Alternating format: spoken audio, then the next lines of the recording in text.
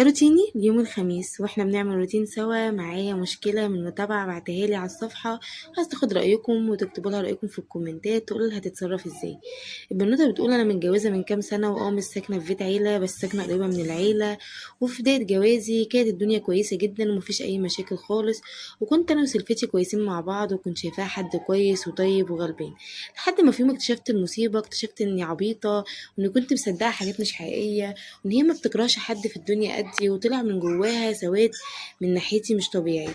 وكنت ساعتها مصدومة، ازاي حد يكره حد بالطريقة دي بس من قدامه بيعامله كويس وبيحبه. كانت صدمة بالنسبة لي بجد.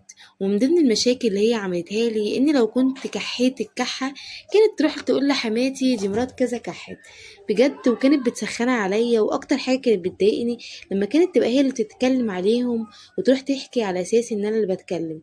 مع الوقت اكتشفت انها من جواها مش سواد وغل بس، لا دي مريضة نفسيا ولازم تتعالج. مع ان ربنا يعلم انها ما شافتش مني غير كل خير، بس خلتني بقيت اخاف اعمل خير مع حد. بقيت واخده جنب بطريقه غريبه، وبقيت انسانه تانية غير اللي انا كنت عليها. معرفش ده غلط مني ولا لا، بس انا حبيت اقولك مشكلتي، وتقولي في الكومنتات اعمل ايه عشان اخرج من الموضوع اللي مؤثر على حياتي ده.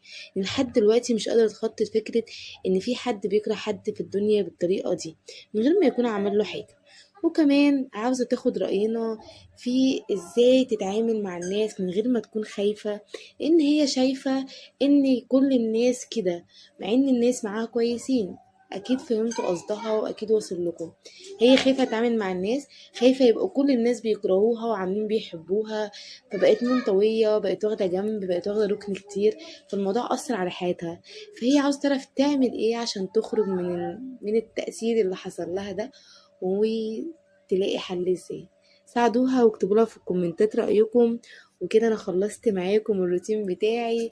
وانا من رأيي لحل المشكلة دي، انا من رأيي ما تعملش كده، لا طول ما الشخص قدامك كويس اتعاملي معاه لحد ما الوقت يبينلك اذا كان هو وحش ولا لا. ولو وحش ابعدي عنه وخدي ركن بسيطة خالص. وكده يكون الروتين بتاعي خلص، والمشكلة بتاعتي حكيتها لكم. ما تنسوش تسيبوا رأيكم في الكومنتات، وتقولوا لها تعمل ايه عشان هي هتستنى. مع السلامة.